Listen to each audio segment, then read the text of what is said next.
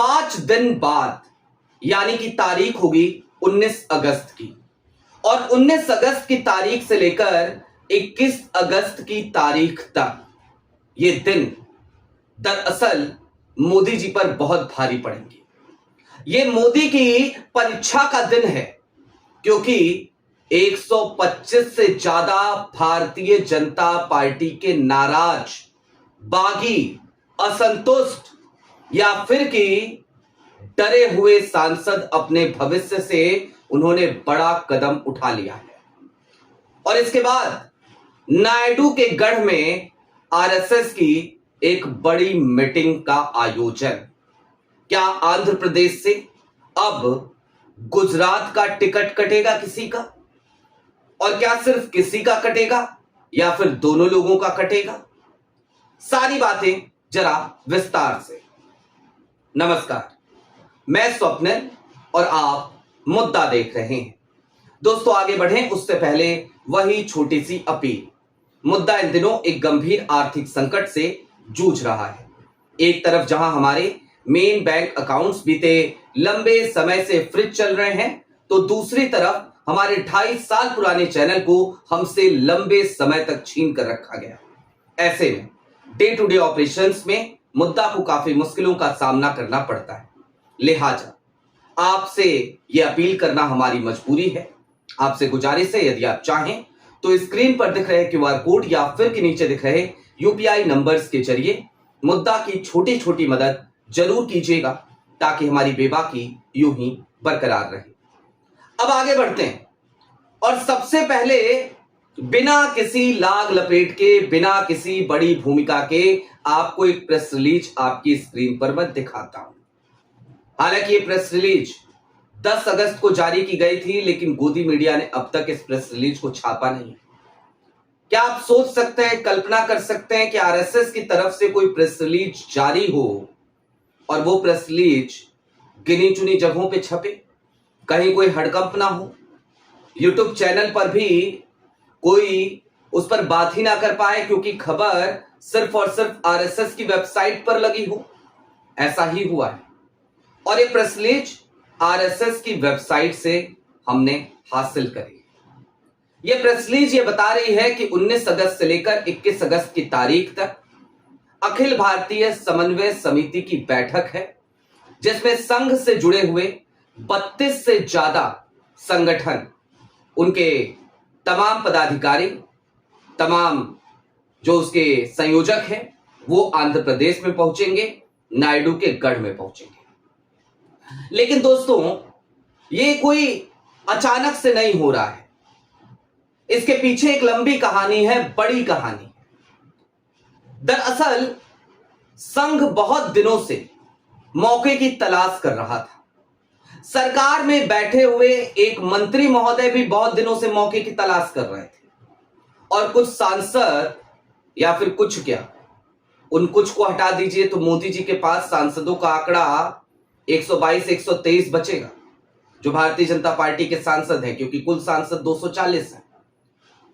तो इसे ऐसे समझिए कि 125 से ज्यादा सांसद आज की तारीख में, जो काफी समय से मौके की तलाश कर रहे थे, उनको भी मौका मिल गया।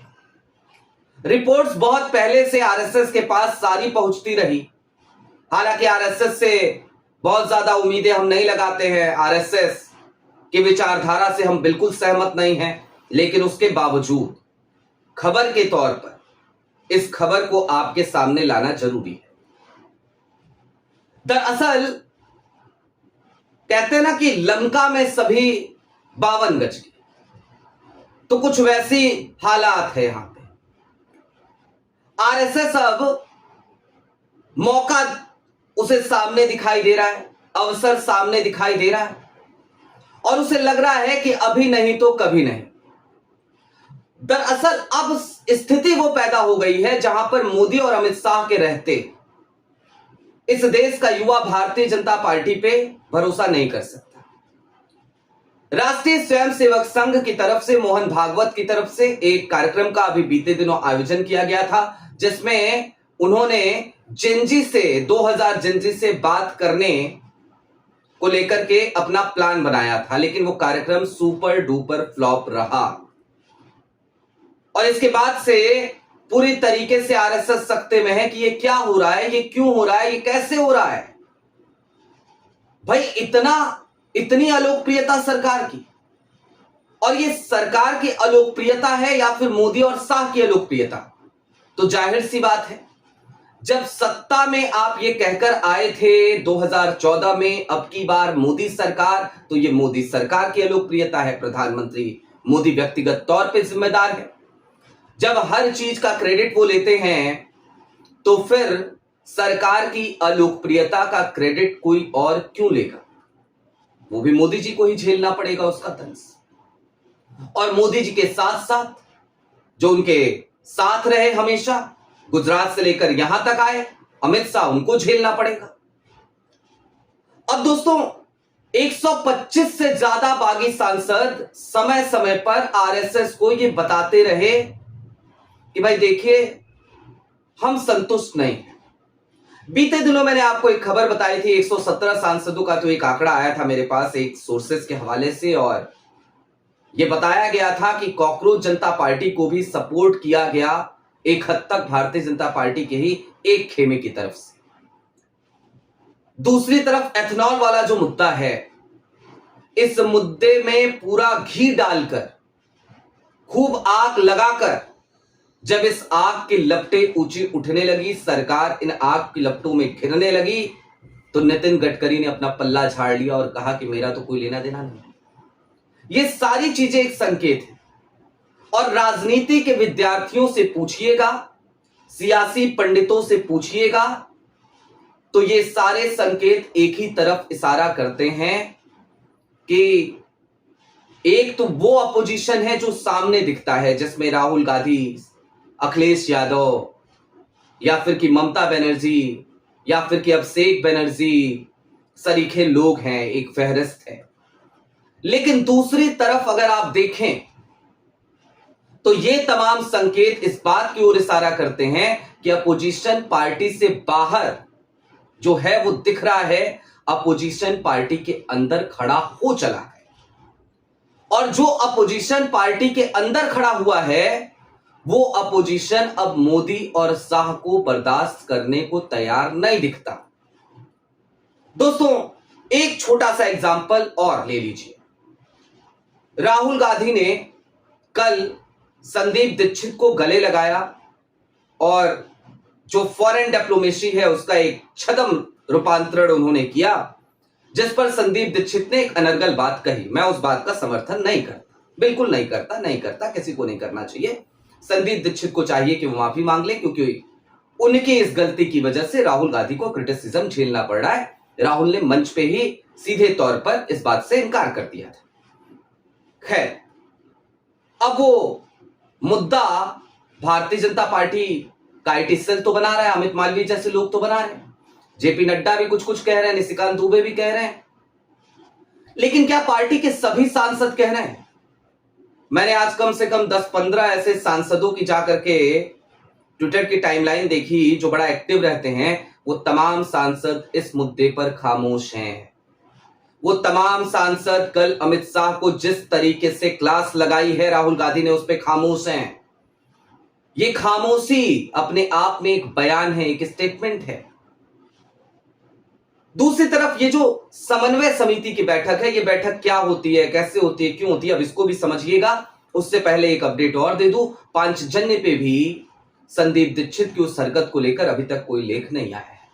पांचजन्य और ऑर्गेनाइजर राष्ट्रीय स्वयंसेवक संघ के मुखपत्र हैं, दोनों उसके मुखपत्र हैं, वहां पर भी कोई उस पर टिप्पणी नहीं की गई है, कोई आलोचना नहीं की गई है। अब ये जो समन्वय समिति की बैठक है, इसमें 32 संगठन आएंगे। 32 संगठन में एक संगठन भारतीय जनता पार्टी भी, नीले जैसा संगठन भी, एबीवीपी भी, अखिल भारतीय विद्यार्थी परिषद, श्रमिक नाम का संगठन है, इसके अलावा लघु उद्योग भारती है, राष्ट्रीय सेवा भारती है। ये तमाम संगठन वहां पर मौजूद होंगे और इन तमाम संगठनों के सामने जो विषय रखा गया है, वो विषय है वर्तमान परिस्थितियों पे चर्चा।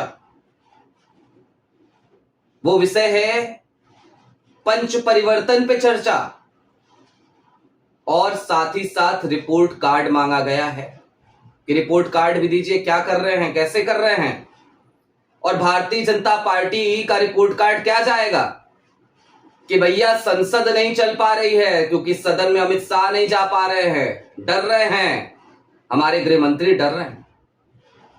और क्या जाएगा, भैया राष्ट्रीय अध्यक्ष अपनी सीट नहीं जितवा पाए, जहां पर दशकों से अपनी हुकूमत थी, बादशाहत थी, वो बांकीपुर राजनीति में उतरा एक नया नवेला इंसान जो पहले लोगों को राजनीति के गुर सिखाता था, वो उड़ गया लेकर के वो सीट, जबकि विधानसभा चुनाव में वो एक भी सीट पर जीत उसकी पार्टी नहीं हासिल कर पाई थी।